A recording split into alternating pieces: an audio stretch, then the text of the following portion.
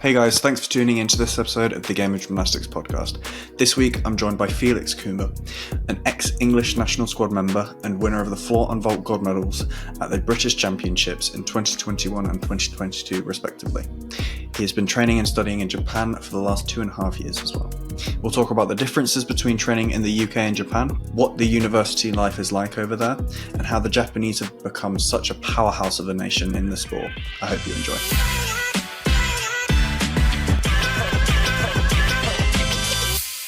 Welcome to the Game of Gymnastics podcast. Thank you all for listening. Today we've got a very special guest, Felix Coomber. He was a member of the English national squad and was also the under-18 floor and vault champion. He is now training in Japan, or training and doing university in Japan. So yeah, here we have Felix Coomber. So why don't you tell us a little bit about how you first got into gymnastics? Well, it first started out when I was really young. My mum would just take me to baby group kind of up in Huntingdon, and then kind of stopped obviously just as I started to grow up, and then just went to some recreational sessions when I was maybe 4 or 5.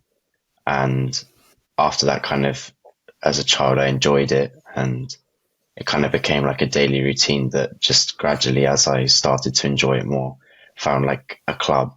So I went to Basingstoke after recreational to just do a few more hours. And then after that, this new club that was called XL, which is now, there's no boys there now, but it was called XL. And basically they were a startup club from my old recreational club and another club. I think it was called Concord maybe. And they kind of joined together and made a gym called XL. So after then, between maybe 7 and 11 years old, I was at XL, then moved to Portsmouth and been at Portsmouth ever since, and kind of just gradually got better. And I drastically improved more when I went to Portsmouth with Adam Patterson. So yeah, and then basically since then, obviously became British champion on floor and vault, was in England squad. And then now currently in my 3rd year at university in Japan. So yeah. Nice. When did you realize that you wanted to pursue gymnastics at an elite level? I didn't really realize. I just kind of enjoyed doing it. So just went at my own pace and just continued. And I had no expectations of getting into GB squad or anything. I just did it because I enjoyed it, and just because I enjoyed it, that's when I started to get better. So I never really tried to pursue it as an elite sport. I just kind of wanted to keep going as for fun, but also seriously at the same time, and kind of just see how it goes more. Cool. Fair enough. So obviously you've had some highlights in when you've been here in British gymnastics. What was those like? What was the was it 2022 that you won the floor and vault at British, or were they different years? Because I know you won vault in 2022 because I was second. Yeah, I won vault in 2022 and floor in 2021. So 2 different years. Right. Cool. Well, what was that like? Well, 2021 was just after lockdown, so it was the first there was no English championships before it. It was just as soon as lockdown finished, it was British 2021, because we had missed 2020 because of obviously COVID. So it was kind of the first competition back, and because I was reserved for the GB squad, I was able to come back to training a little bit sooner than people who weren't on GB squad, but then a little bit after people who were on GB squad. So I had a little bit more of advantage over the people who were not on squad, but people on squad were still able to train a lot. So coming out of that, I kind of I trained a little bit extra, and then just kind of I just kept going and didn't really expect anything, because obviously it was first competition back. Just kind of went in and just tried to have a decent competition. It didn't go perfectly, but I just tried to like do as best I could, obviously, because it'd been like 2 years since we'd done a competition. So just went into it. I had a few new skills which I'd never competed before, like double on floor. So I just wanted to be able to do the routine and like do the new skill well and put it out there for the first time. So more I was expecting was just to be able to go through a routine with the new elements, but ended up coming out with a silver on vault and a gold on floor because just the routine was clean, which was a pretty big shock because it's like the best position I'd done prior to that. So like I'd never come anywhere in British Championships, so it was pretty surprising that I'd managed to actually be able to get a medal at the British. So it was quite a big shock, but also a realization that I was good enough to be there and be able to do well at the British, because a lot of like gymnastics growing up for me, I always felt like I wasn't really good enough to be at the competitions and like didn't think I was good enough to be able to be in like the top 5-3. So to be able to get in the top 3 and be able to win the floor, I kind of realized that actually like I have potential and I can do well, basically. Yeah, absolutely. What about 2022? Because obviously it was a very different venue because 2021 was in Cardiff. Big arena, you had finals and qualifications on different days.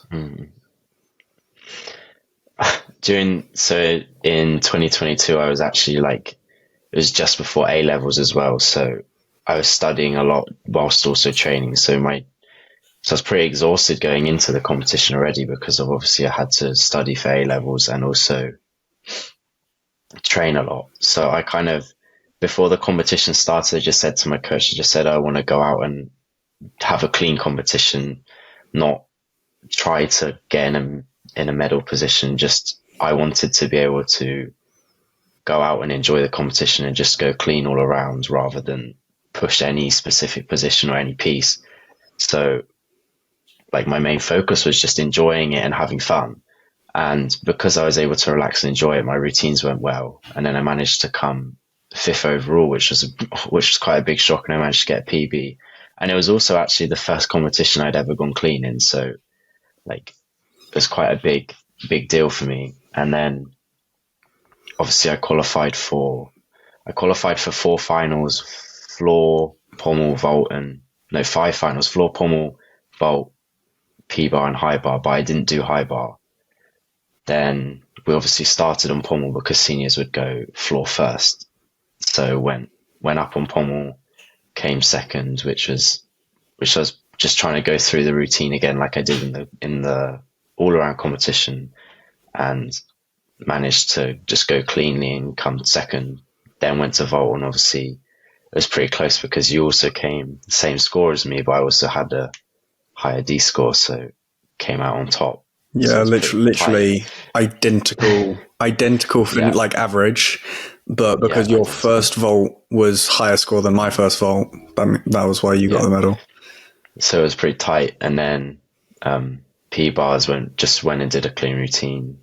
Because my routine wasn't very difficult; it was quite basic, but because I could do it cleanly, I could come out with a decent score, and it just managed to put me in second place. And then got to floor, and by the time I got to floor, my body was like in pieces and my legs were basically not working, so I struggled to get through the floor routine. I managed to get through, but didn't do very well, didn't come anywhere. But the whole purpose of the competition was to just enjoy it and to go cleanly and not be like focusing on a medal or not be focusing on any position, and just going out and having like a good competition before A levels, because I knew after A levels I'd be getting ready for university, going to Japan. So probably it was my last competition in the UK, I think, or maybe London Open, but it was one of the last competitions I did before coming to Japan. So like I just wanted to make sure I could do the best I could, and managed to do that, which is pretty proud of, to be fair. Yeah, absolutely. I mean, you did do 2 nearly all-around comps in 2 consecutive days, so it does make sense that you'd be pretty shot after that. You don't normally train for that sort of thing.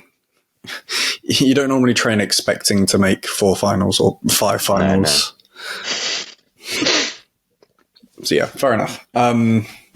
So beyond that, I guess actually before that, because you would have decided to move to Japan before British 2022, but Yep. what actually made you make that decision to move to Japan? Well, originally I was trying to go to America for university, like a lot of American gymnasts go to college gymnastics. So my cousin, who's not in gymnastics, just academically, he went to Minnesota University. So I kind of like the idea of trying to go to America for university. So I tried to apply for like all of the D1, I think it's called D1's like the highest degree, like college teams. So I applied for all of them, like Oklahoma, Stanford, like Caltech, applied to like pretty much all of them. And I only received emails from like 2 or 3 people, one of them being Oklahoma, and like go back and forth with Oklahoma coach sending emails. And then eventually one day he would just not reply, and that was it. And then all of the other colleges all just didn't reply to my first email. And the only college that really did reply was Stanford, that said basically just my level of academics is not high enough to be accepted, because obviously Stanford is an academic university. So after realizing that basically America was just not on the table because no one was actually replying to emails, and even if I was able to just join the team without a scholarship, which is what I was trying to get, it would have been way too much money to even be able to go there anyway. So like there was no chance of me going if I couldn't get a scholarship. So I always wanted to go to Japan as like a visit. When I was like, ever since I was in like secondary school, I've always wanted to like go to Japan, visit. But like 1-2 weeks is like a lot of money to go out there for such a short time. So then I thought, well, how is there a way that I can go to Japan without having to go for a short time and it costing a lot of money? So originally I was looking at like TEFL, which is basically you learn how to teach English and then you go out to Japan to teach English in school for like a year. And then one day I kind of just thought, well, how about university?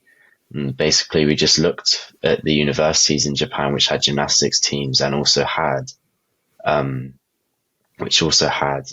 English courses, because obviously I can't speak Japanese, so I had to do it in English. And basically they ended up being like maybe two, maybe 3 universities that had English courses, but the only good university was Tsukuba, which is the one I'm at now. So me and my mum just went through all the application. It was the only university I applied for, and I literally on my CV, I literally wrote, this is the only university I've applied for, to basically show the university that like I really want to go there. And basically then after that, I just got like I got accepted to do the interview. And then after the interview went well, I didn't feel like the interview went well, but it did go well. And basically I got the letter saying I was accepted, and there's only like 8 to 10 people that get accepted into university. So like I was pretty shocked, but also not that many applied for it because it's not very well known. But yeah, so basically that's kind of like the story of how it went down. Didn't really have a desire to go to Japan so much. I just wanted to, like, obviously a lot of people now watch anime and stuff like that. So I knew the culture quite a bit before going. So I kind of just realized that like my kind of personality fits in with like Japanese. Like I'm not really a loud person. I'm quite introverted sometimes. So Japanese are very to themselves, follow the rules and stuff like that. So I just felt like it was like a place where I could fit in and like get along with like society better than here, I think. Nice. Yeah. Well, obviously, even if you do fit in, it's going to be a big adjustment moving over to Japan. Yeah. What were some of the biggest adjustments that you had to make? There was many. Obviously, I knew that the culture was different, but I was quite shocked by how much I'd have to learn and get on with. And I still don't really know after 2.5 years. I don't really know everything, and it's difficult to remember everything. But I'd say maybe like the most difficult thing I found was basically in Japan, they have this thing called senpai-kouhai, which is like senpai is people who are older than you and kouhai is people who are younger than you. So in the gymnastics team, there's people from year 1 to 4. So there's 4 different age groups in obviously university. And basically like the fourth years, basically they had like all the say in what people do in the gym, kind of like they were allowed to do what they want and stuff. And then the first years who are younger, who are the youngest, who are younger than everyone there, basically you have to do like extra cleaning in the morning and you have to like do cleaning at the end before everyone else leaves and stuff. You have to stay a lot longer and do lots of things for like the people who are older than you because you're younger than them. Of course, everyone goes through it, but like obviously in the UK, we have no like age category where you have to follow like what other people do and you have to listen to other people. Like the only times where we really have to listen to other people is like a coach or a teacher or someone older, like the police or something. So to have to deal with listening to someone who's only like 2 or 3 years older than me, it was quite like difficult to get used to because obviously in the UK you don't really have to listen to someone who's basically the same age as you because like they know just as much as you do. Really, they're not that they don't have that much more experience. So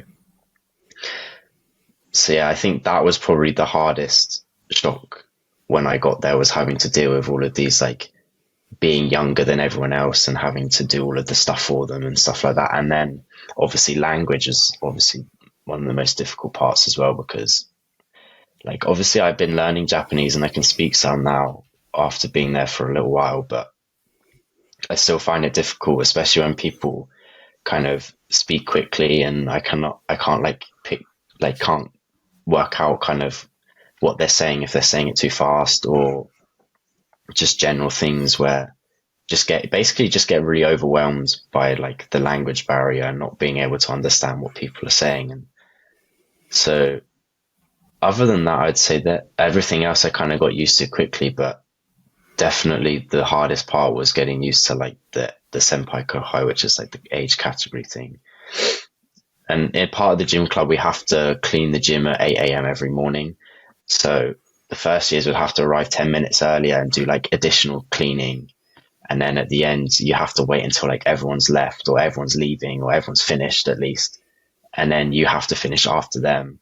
And then like as everyone's leaving, then you have to go and clean like the pommel, like wax the pommel to get the chalk off and like put covers over the vaults and stuff before you leave. So they were a little bit lighter on me because obviously I didn't really know the rules and I didn't know how it worked, but I still had to do it. And it was quite a big adaptation for me, I think. Wow. Yeah. You seem to take much better care of the gym than any gym in the UK that I know of. That's impressive. And the coach has no involvement as well. It's all done by students. So basically like the gym's kind of like the student's gym rather than the coach's gym. So we don't have a cleaner that comes in and cleans the gym or anything. Like if there's chalk on the floor, like in the morning, basically we sweep up the chalk off the floor and then we mop the floor afterwards. And like if it's on the like carpeted area, just like sweep the chalk off or try and like brush off the hairs and stuff that have like fallen. And then like the first years in the early, you have to like wipe down the equipment, like the upright of the high bar, like clean it down if there's chalk on it with like a wet towel, fill up like water spray bottles for the girls. Also like Japanese boys also use like spray bottles on their guards. So we have to fill up the water bottles, fill up the chalk buckets of extra chalk, just kind of like things that are not difficult, but we all had to do it. And it just, yeah. Wow. Yeah, definitely a change for sure. You said that the gym was sort of like the students' gym. How much involvement did the coaches actually have in terms of in the actual sessions as well? So basically, I'll just explain what the coach does. I'm not like, because I don't know how far I can say, but basically the coach just comes in maybe an hour into the session, say, like, so we start maybe 5 p.m., 5:15. Coach will arrive at like 6 p.m. He'll come in. Everyone has to go up and say hello to him. He'll go sit down in a chair. 2 hours later, he'll stand up and leave, and the team captain has to say, like, what's the plan for tomorrow, and that's about it. Oh, and in those 2 hours where he's here, he's just sat on the chair, so he doesn't coach. I think he obviously helps like the team captain with like the timetable planning, and he gives us conditioning sheets as well. But during the session, he won't do any coaching unless he like is asked to, but he's not really asked to very often. And that was another thing that I found very difficult. I've just remembered is that obviously in the UK, we're so used to having a coach come up and coach you and give you tips, support you, like always constant giving feedback. And like, it was so difficult when I got there, realizing that I'm not going to have any feedback. I'm not going to have any help. I'm going to have to do everything by myself. We have CCTV cameras with TVs to watch our skills back. But once we've watched it once, it's finished. Like, it's only replayed once. So like, if you miss it, you miss it. And basically, of course, I know what I'm doing and I know like whether it's clean or not. But when I'm trying to learn like a new skill, I'm trying to improve something, I don't really, of course I know what to do, but it's really difficult without having someone else help. So that was another big shock, was that the fact that I'm having to do everything by myself, and I still find it difficult to do stuff by myself because of course in the UK we have everyone, like we have coaches helping us and a team like helping us. Even the gymnasts don't really help each other. So like when I realized that basically I was getting no feedback and nobody helps, I kind of asked the coach. I sent the coach like a message because it's a little difficult to talk to him in person. So I sent him a message saying, well, it's a big change for me not having a coach and not having any feedback from a coach. Can I ask like why you don't really, not like in a bad way, just like ask why there's no coaching. And basically he said that the Japanese, like, it's not the Japanese way, but his way of coaching is that he wants like all of the gymnasts in the gym and the teammates in the gym to help each other. But no one really helps each other. Everyone's so focused on what they're doing. So like, even though that's what he wants people to do, it doesn't happen. So like, after he told me that, I was kind of like, well, I'm going to have to do everything by myself because people aren't helping me, basically. Yeah, that is tough. I've heard from Caleb Drotsky. He's a gymnast from New Zealand who trained in Japan for like 2 weeks. He said the gym he went to was very similar. Normally, well, from what he said, you could go up to the coach and ask for help with something and they would normally help. But apparently with them, there was a lot of help from the gymnasts as well. Yeah. From each other. So I think that's the sort of community thing that the coach is trying to get to. Do you know which little avail. You went to by any chance? I honestly couldn't tell you. He probably said it in the episode. It was a while back. Yeah,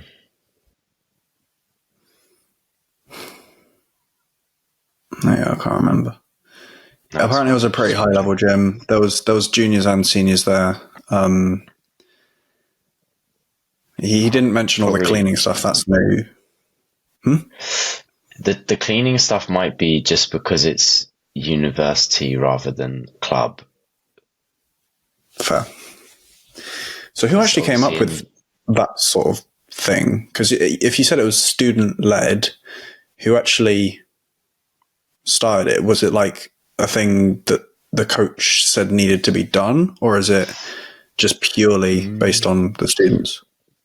Honestly, I couldn't tell you because they were doing it before I got there, but I presume it's just kind of like societal tradition. Like Japan is very like, Japanese people in general are very clean. They always like want to clean up after themselves. And like maybe you saw the Football World Cup after like Japan won the football match, or they lost, I can't remember, but they stayed behind and cleaned the stadium. So they're very respectful for keeping everything clean. And I think it's just kind of like a Japanese thing where they clean the gym, because even when I've gone to train at Uchimura's old gym, Konami, and basically once we had finished our session there, we had to clean up after ourselves. We had to go get a brush, and basically just sweep up all the chalk mess that we'd made.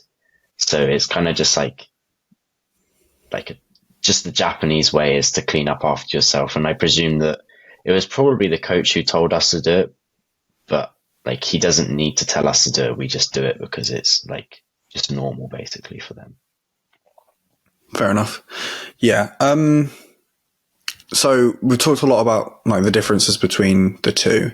What's one thing that you think is a very Japanese thing to do in training or in general that you think should be taken back to Great Britain? That's a good question. Well, I mean, in my gym, Portsmouth specifically, maybe like it's not possible, but because of obviously rec and the girls, but in my gym in Japan, basically it's called free training. So we don't have like a training schedule, training plan. We just do like conditioning at the start, and then we have free reign of the gym until we have to finish, like kind of just go wherever you want, do whatever piece you want. So usually get through 6 pieces each session, just like half an hour on each maybe.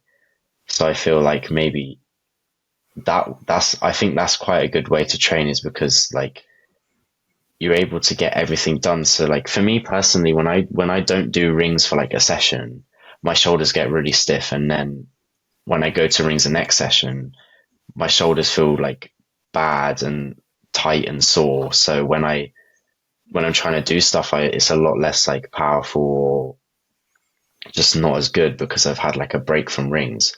But when I'm in Japan, like I go rings every day because I do every 6 piece. So I do 6 pieces each day so I can keep my shoulders warm. So I feel like, I think doing 6 pieces every day, you keep like consistency on the piece. Whereas like here in the UK, we're doing like 3 pieces a day. So unless it's like competition preparation, when we're doing like 4, 5, 6, because obviously preparing for a competition.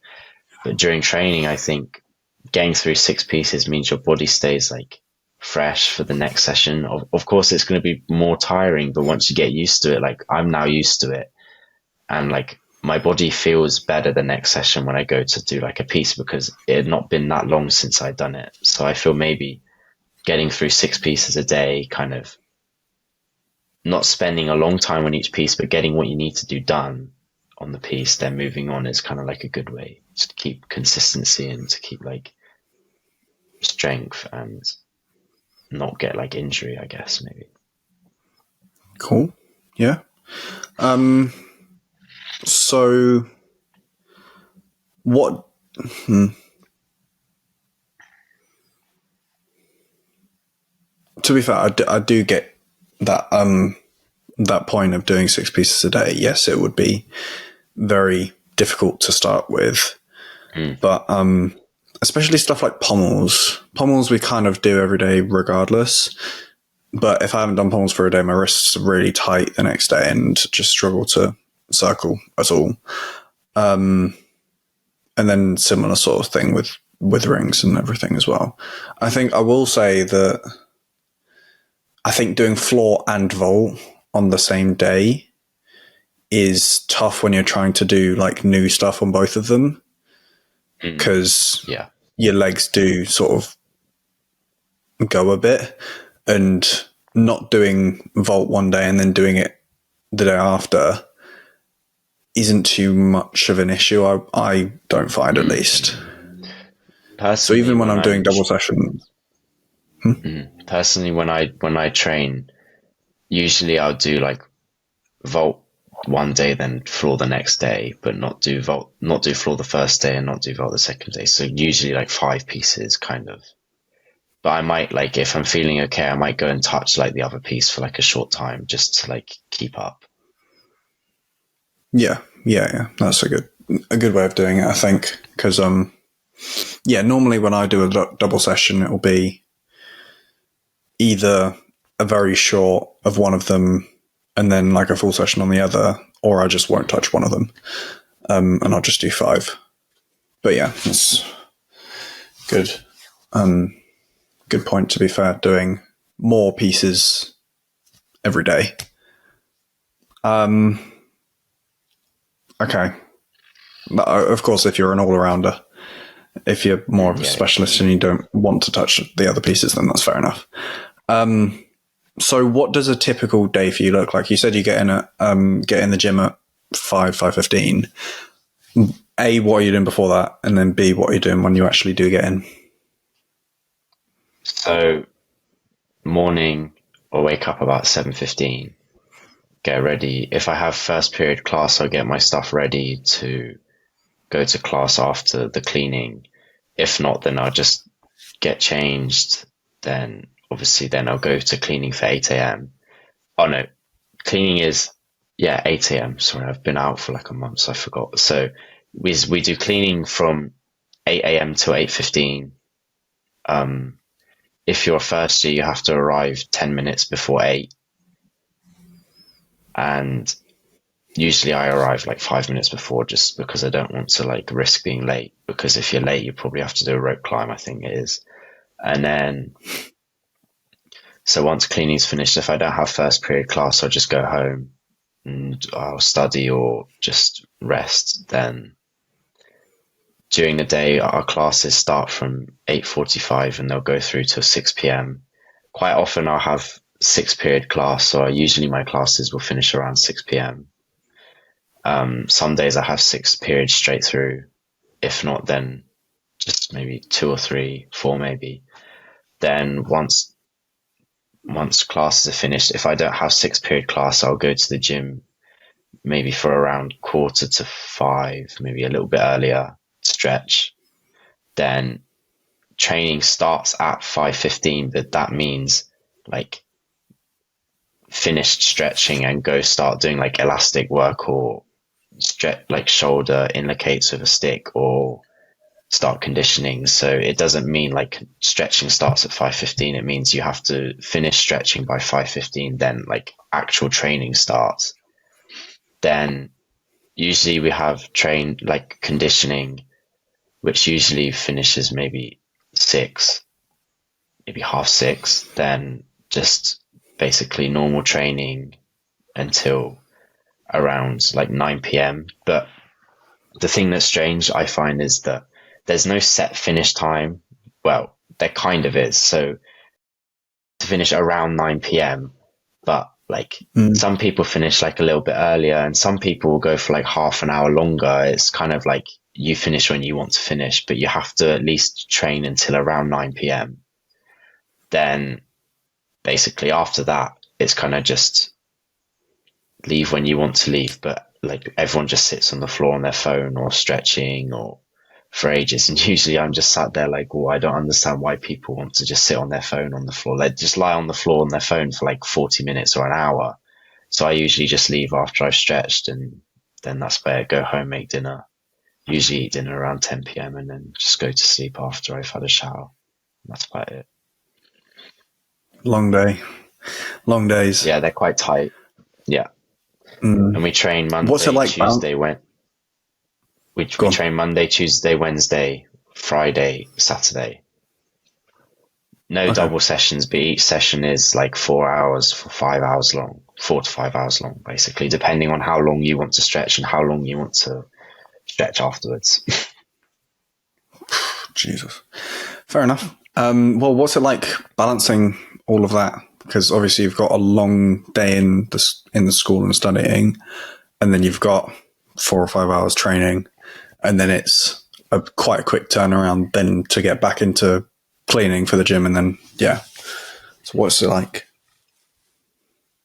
I'm used to it now, but it took a while to kind of like get like a, what do you call it, like kind of like a routine, because basically in my university we have these things called semesters, which is basically there's fall semester and spring semester. So the academic year is split into two parts.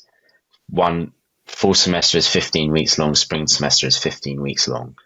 We have to do classes. We must do classes for 10 weeks, which is full AB module. Then this last 5 weeks, which is the C module, we don't have to take classes, but usually people will take classes. I usually take classes. Then it's the same for the spring semester. And basically we decide what classes we do, but we have to do at least 15 points worth of classes in a year. So in my first year, I didn't take that many because I was kind of worried of like not being able to balance out gymnastics and also doing my homework and study. Because we have a lot more classes than UK universities, we don't have as much like self-study. Usually a class will have like one or two homeworks, which are usually like a couple pages long, like writing, or some classes have like some short homeworks each week or something. But when we have like, I usually have like maybe 8 classes in the AB module. So usually in a week I'll have like 5 or 6 homeworks probably to get done.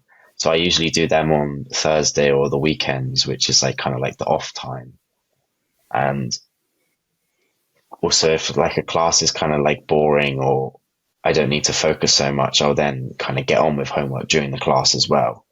Just so I'm kind of like managing my time better than like having to do it late at night if I run out of time. But because I didn't take so many classes in the first year, the semester I've just done, I've had to take a lot more classes because I made the mistake of not taking more classes in the first year. So now I'm having to catch up on points because in my last year, I want to have kind of as few classes as possible because I need 126 points to be able to graduate, but you have to kind of do at least like 127 just to make sure that like you've got enough points.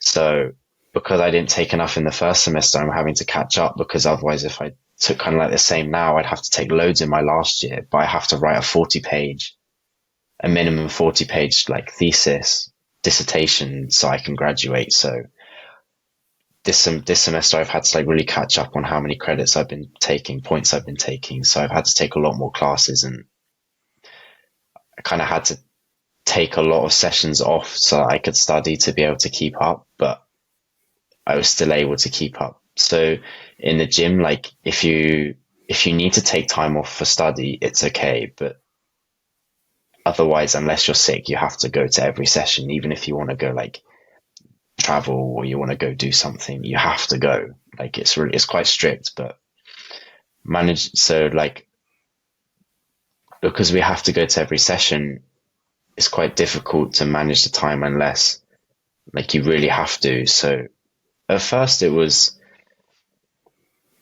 didn't take as many points, so I had more time, but this semester I really kind of had to manage my time differently and I had to sacrifice some training sessions so I could keep up with study and keep up with the classes so I didn't fall behind and so I could get good grades.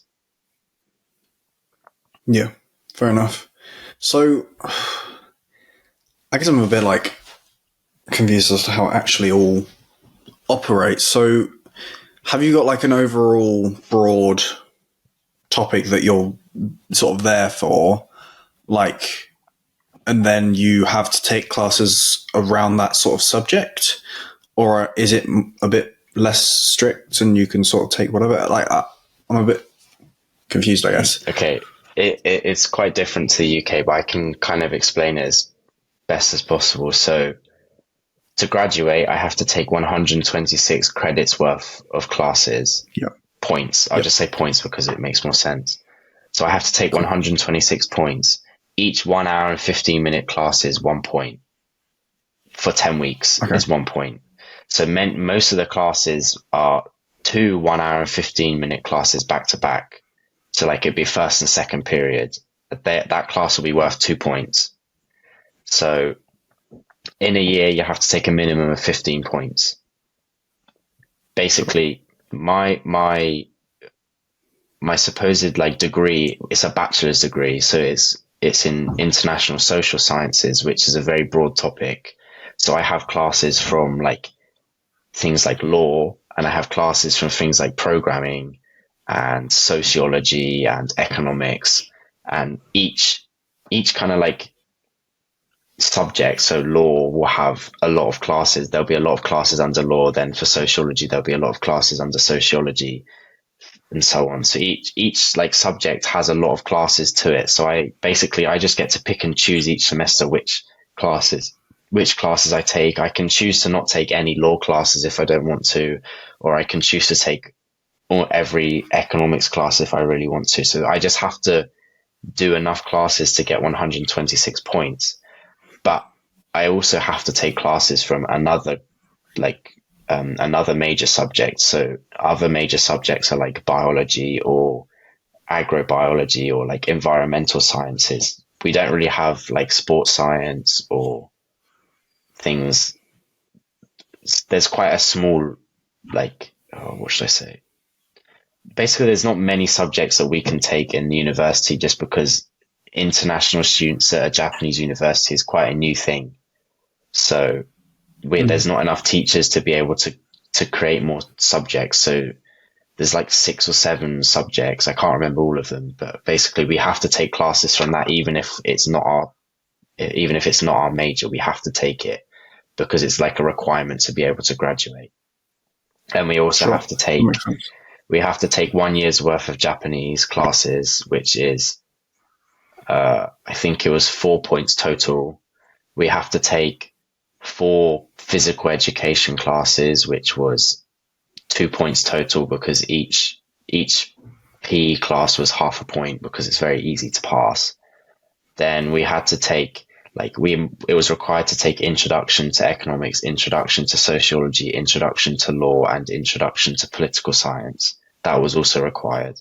And we're also required to take 6 points worth of seminar, which is basically, the seminar is just classes teaching you how to write your dissertation and like help for writing dissertations. So with all of those different categories, different sections we have to do, that makes up the 126 points, if that makes sense. But it's always best to take a few more points just in case like there's a problem. So usually it is 126, but you should probably take like 128 or more, probably. Cool. I hope yeah, that makes sense. Yeah, no, that cleared it up quite well. I think it seems quite a bit more broad than UK university. Yeah, it's very broad. Yeah, because you can sort of pick and choose what you actually do. You can do that to an extent, like you can sort of specialize in university over here, but nowhere near that level. But to be fair, again, you're also an international student, and it limits your options, but it's still quite cool. Yeah, it's a very new thing in Japan. It started off as Global 30, which is basically universities around Japan join the government to try and get 30,000 students, international students, into Japanese universities. And that was maybe, I want to say it's like 2010. So it's only been around for like 15 years, maybe a little bit longer, but definitely not before 2000. So it's a very new thing in Japan. They finished the 30,000 students. There's been way more than 30,000 students now. So that's finished. So now it's just like these universities that were part of that program are now accepting just international students because obviously it was successful and a lot of people came.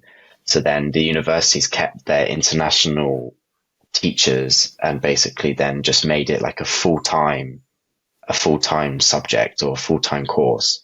Because I think the G30 program, if it wasn't successful, they were just going to drop it.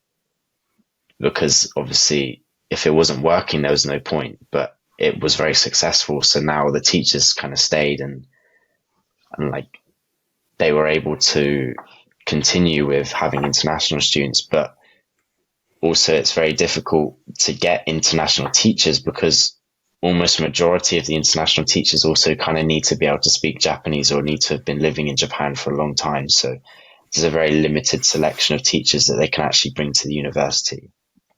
But in the last year, I think we've had maybe 3 new teachers come to the university. So we've gotten more law classes. We've gotten some political science classes, also some more law classes in like a different area, international law, not domestic law. So gradually the university is getting more teachers, and I can see maybe in the next 10 years, probably they'll have like a much bigger choice of courses. But for now, there just isn't enough teachers, and there's not enough people that can come to university to get more courses, basically. Yeah, that makes sense. That's it's cool that you're one of the first, to be fair. Like, obviously, knowing they're one of the actual first, but it's slowly becoming more of a common thing. Would you recommend it? Yeah, I would highly recommend it. The university in itself, the teaching in itself is, I think, by far way better than British universities. Like, my teammates in Portsmouth who go to Portsmouth University, they told me like the other day that they only have like maybe maximum 10 hours of class time, and then the rest is just studying by yourself. But I then calculated that during my week, I had more than 20 hours of class time. So like I was being taught by teachers, and the teachers like were really helpful. And if you need help, then you can go and talk to them and stuff. So like, obviously, maybe if you prefer studying by yourself, then British universities are probably better for you.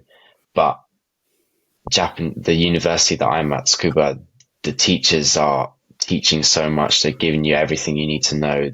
The tests are difficult to an extent, but they're not impossible. So they're easy to pass. And obviously a teacher doesn't want you to fail. So they'll always do their best to help you get through it. And they're such great support. Like if you ever need help with anything, like I had an operation in Japan in 2023, summer 2023, I had an operation, and basically my friend who could drive took me to the hospital to obviously have my operation, but he was busy when I had to leave the hospital. So one of my teachers basically said, well, if you need help, please ring me and stuff. So I called her and I said, I have no way to really get home. Is it okay? Like I basically just told her, I can't, I'm finished. Can I come home? And basically she just said, I'll come and pick you up. And she got me from the hospital. She did all of like my paperwork for me that I needed help with. Then on the way home, she stopped off at a shop to buy me some drinks and stuff to help me when I'm at home, because I wasn't allowed to leave my house, because obviously I had a surgery on both my ankles. So I wasn't allowed to walk for a week and a half, 2 weeks. So my teacher basically went in and bought me some like drinks and like electrolyte drinks to help with like salts and stuff, because in the summertime it's very hot, so you sweat a lot. So like she really didn't have to do any of that, but she did it for me, and like I can't thank her enough. And I offered to pay for all of the stuff she bought me, and she said no, it's fine. She paid for it all, helped me in the house, and said like if I need any more help, then please contact me. And basically after my operation I got a fever, and I was kind of like, I got like a cold, or like a bad cold, and I didn't have a thermometer, so I couldn't check like my temperature, and I couldn't check if I was getting better. And I basically told my teacher, is it possible, can I like buy a thermometer or something? And she basically brought her thermometer from her house and brought it to me. So like, if that doesn't show how helpful the teachers are at the university, then I don't really know what else to say, because like they're there for every student. And there's been other students who have also had to go to like hospitals, and she's helped them and stuff like that. So like they're really great support, the teachers. Yeah, that's incredible. Yeah, so I really recommend it. Yeah, that's awesome. Do you think that's like a Japanese thing, or is it just the sort of university that you're at? No, it's just the university that I'm at, I think, has just got great people there. Obviously, like Japanese people help each other, but the teachers aren't Japanese. The teacher that helped me from my operation is from Romania. My teacher for my graduation thesis paper is from Brazil, and I've like constantly asked him questions and stuff about like things to do and where to start and stuff like that. And he's helped me, and he even gave me some books from his office that I could use to help like study and learn about my topic. So like, it's not Japanese way. It's just the teachers, because we're international students in a country that is very different to our home country and a very different language, they obviously understand that we're going to need help and probably going to often need help. And so they're just genuinely really nice people and really great support. So like, I really recommend coming to that university specifically. I don't know about others, but I presume if my university is like that, then others will be the same. That's really cool. So a bit of a different topic, back to gymnastics. What are some of the things that you've improved on most since you've been to Japan? Like skills, routines, apparatus? I would say the piece that I've probably improved on most is pommel, just because it's easy to do by yourself. You just kind of like have to keep pushing circles to get like stronger, lasting long, like not getting tired quickly, and just it's easy to push by yourself. But I would say that I've actually gone backwards on almost every piece because I've had to do it all by myself, and I just honestly, I'm stuck. I don't know what to do, and like I should really send like videos to my coach and stuff, but it's quite difficult getting videos in the gym because people are busy everywhere. It's difficult to get someone to stop and film me. And even if I was to send a video back to my coach and say, well, can you help me with this? Even with the knowledge of what he tells me, it's difficult to replicate it in the gym without them kind of like there helping you and telling you what to do, and also like giving you kind of like preps or tips to do like on like the floor. If you're doing something like, I don't know, I'm just going to use the example of like a Healy on P-bars, that you can go back and do like a Healy and the coach will catch you like kind of like near handstand, so you can like practice like the downswing afterwards. But like, I have no one to do that with, and I have no one to tell me to do that. So genuinely, I'd argue that my gymnastics has gone backwards because of having to do everything by myself and not having any feedback. So I'd say maybe the biggest regret in my gymnastics career was actually going to Japan, because like, I'm not the gymnast I once used to be, and it's very difficult to get back to the position I was in without a coach. And although I have said that I regret going to Japan for my gymnastics, if I was given the opportunity to come to Japan, I would take it every single time, because it's been the best experience I think I could ever have. So although my gymnastics career is not where I would have liked it to be prior to coming to Japan, I'm very thankful for like everything that I've experienced whilst being there. Nice. So what advice would you give to gymnasts that are considering training abroad? Because you've said that you really enjoyed the experience, but also you've said that your actual gymnastics may have taken a hit from it. I would say when you say abroad, do you mean specifically Japan or just any country? Just any country, because obviously it'll be different for each of them, but some will be more tailored to doing gymnastics alongside it. I would say probably the first thing to do is the university you're looking to go at, get in contact with someone who's part of the gymnastics team. I had contact with someone before coming to Japan, but I made the mistake of like not understanding how the coaching system works in the gym. So I obviously I talked to the person and just like asked generally about the university in Japan, but I presume that because the Japanese are so good at gymnastics, I presumed that they were always being coached and they were always getting help by the coach. So I kind of overlooked the fact that maybe that the coach isn't doing anything. So my first thing I would say is to definitely, wherever you're going, get in contact with someone who's in the gym and ask how the coaching works in the gym, because obviously, if you're someone like me who needs a lot of input from a coach, then like a country like Japan where the university coach is not really giving any feedback, it's not worth going if you want to succeed in gymnastics and really improve.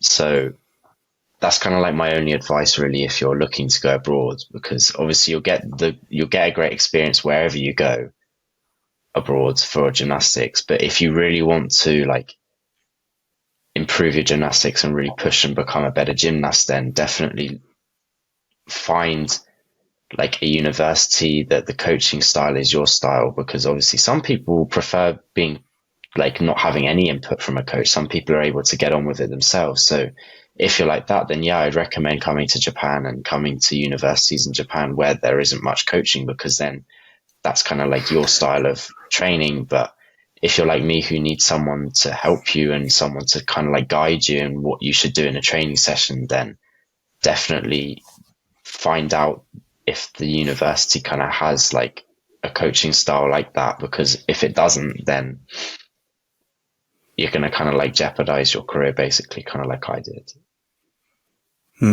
Yeah.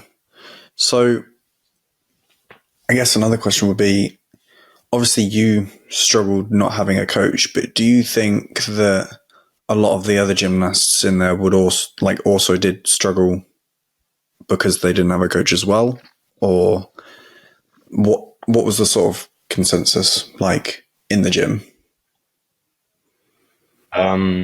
So I think obviously because they're Japanese, they were aware that they weren't really going to get much coaching, because obviously I think it's quite common in other, it's quite common in other gyms in universities where the coach doesn't do so much.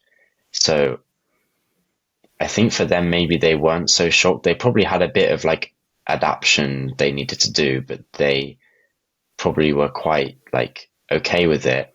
But before I came, the person I was talking to before going to university was, he went to America for maybe like high school for like a few years. So he obviously had a lot of coaching in America, because Americans are the same as the UK. They have a lot of like coaches input. So when he came to the university, I talked to him and he was quite kind of like surprised, and it took him a while to get used to it. And also there's a first year now who's from Thailand, and he is half Japanese, half Thai, but he's lived his whole life in Thailand. And in Thailand, they also have like quite a lot of coaching a lot of the time. So he was quite shocked as well when he first came. But after watching him, I realized he's quite good at getting on with stuff by himself. So he's probably the type of person that's all right to coach themselves. But like personally, it's not for me, basically.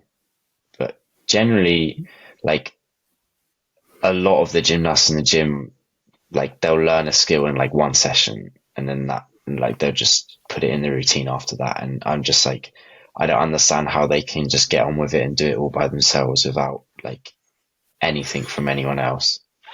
It's quite impressive, to be honest. Yeah, absolutely. Like, to some extent, I do see where it's coming from, and it is good to be self-sufficient and be able to train on your own.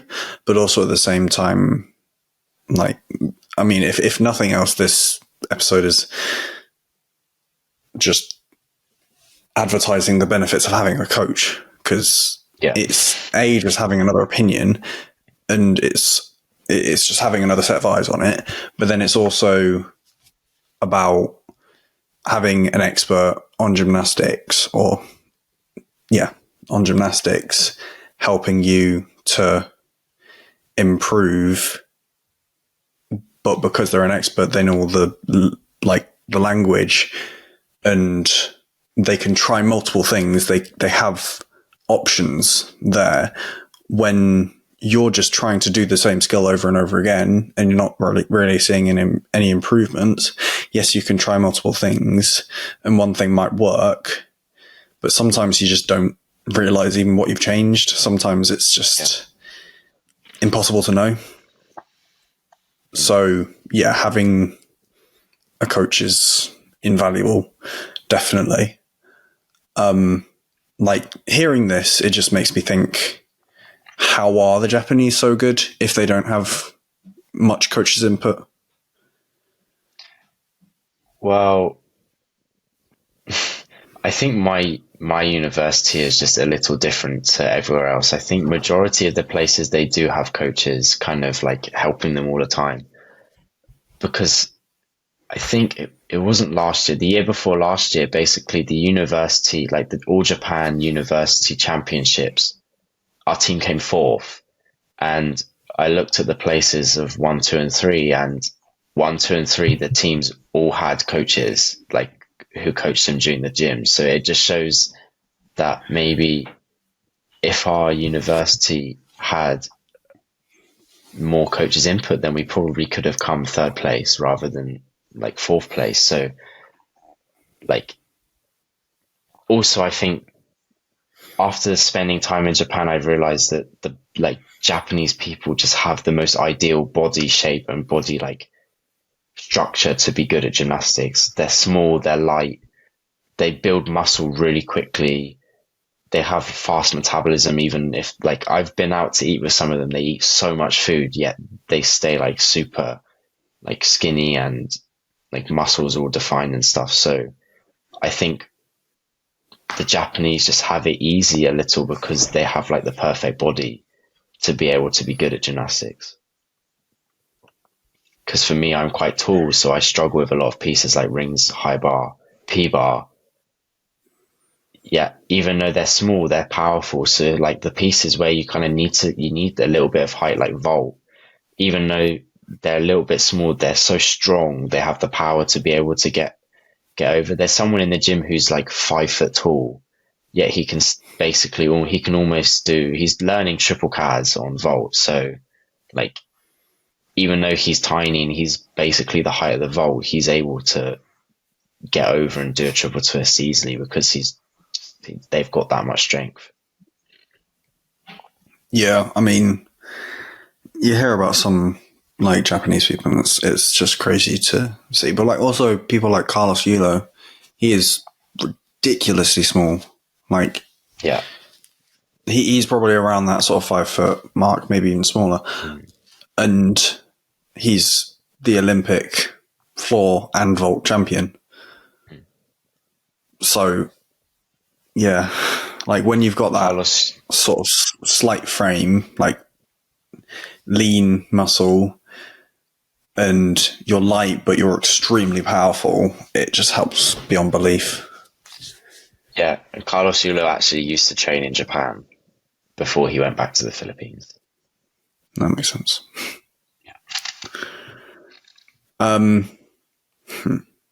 So, have you competed against the Japanese gymnasts? Like, obviously you've done the All Japan Championship. Have you done any other Japanese like competitions, like individuals? I wasn't part of the team for the All Japan competition, but I've done 2 competitions for like my university in Japan. So the first one was, what was that? What's your question? And maybe it's similar. I was going to say what was that like, but yeah, go through.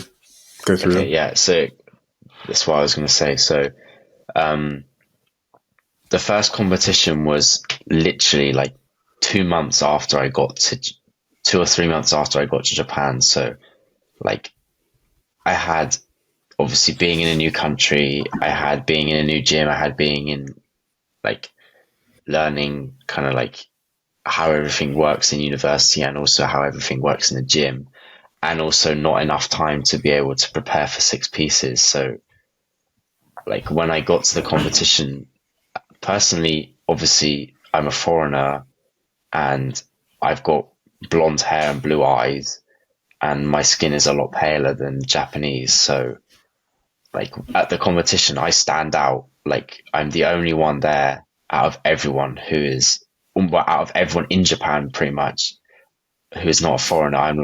I stand out. So obviously when I first got there, it was quite difficult to get used to also people staring at me a lot and being surprised to see like a foreigner.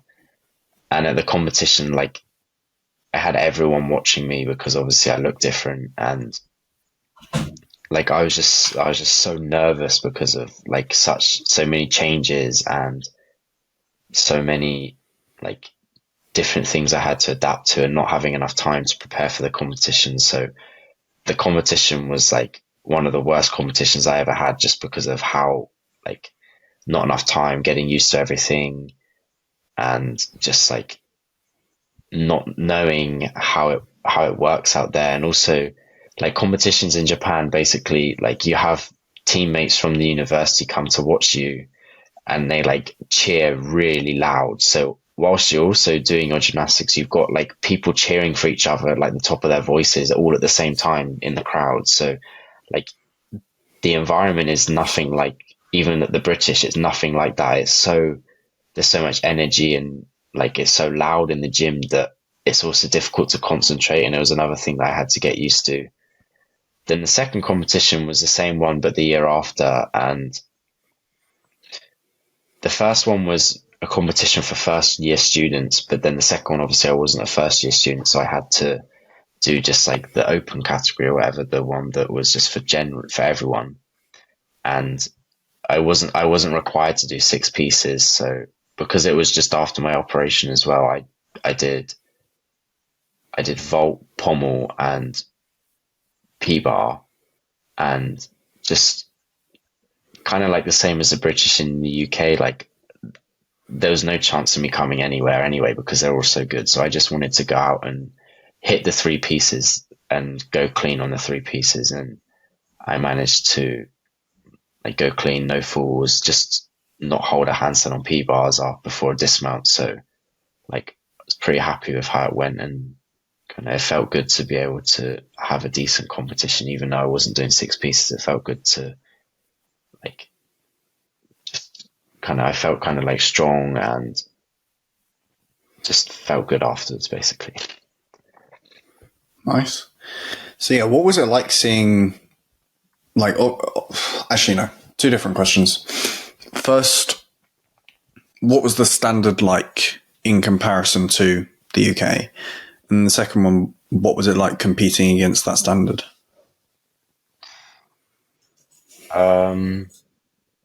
So the competition wasn't actually like for like Japanese classification, it wasn't that high of a competition.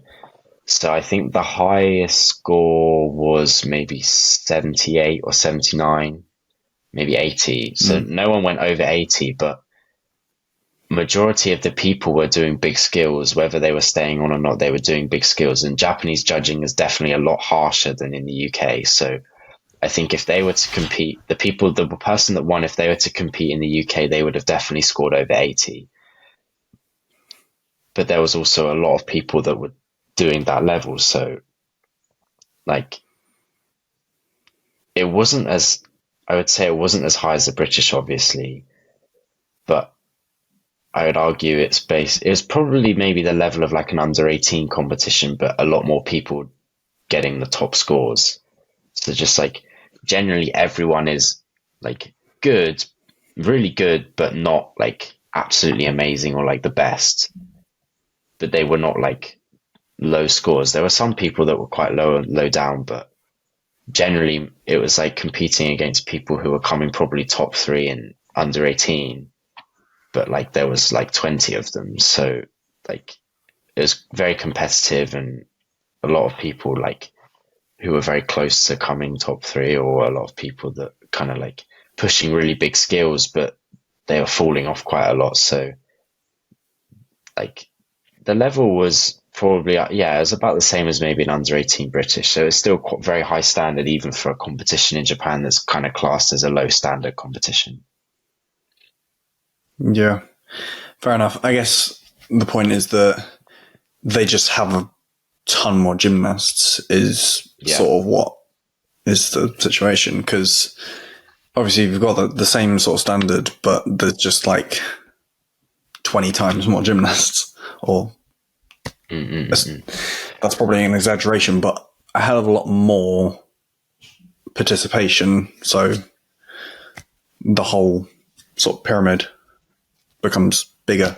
So you've got more people at all levels. And that's probably part of why Japan is so successful, I would assume. Yeah, there's a lot of people that do gymnastics in Japan. So obviously your plan is now to stay on for the last year, do your thesis, and then come back to the UK, I'm assuming. Actually, no. I plan to hopefully stay out in Japan and work there. Nice, that's cool. Do you plan on learning Japanese then? I'm learning currently. It's like one of the hardest languages in the world, so it just takes a really long time to get used to and to learn. Like I've got like 2 of the alphabets down, and now I'm starting to learn like the 3rd alphabet, and I also know how to like communicate basically, but I just need more like experience and more vocabulary to be able to talk to people and practice talking to people. Currently right now, I just don't have enough vocabulary to be able to continue a conversation. Like the conversation maybe will start and it will end after like maybe 2 back and forwards of people, and then that'll be it. Just because I don't know enough words to be able to continue. And also the structure of sentences is a lot more complex and it's in different orders and stuff. So that's another thing that you need to get used to. And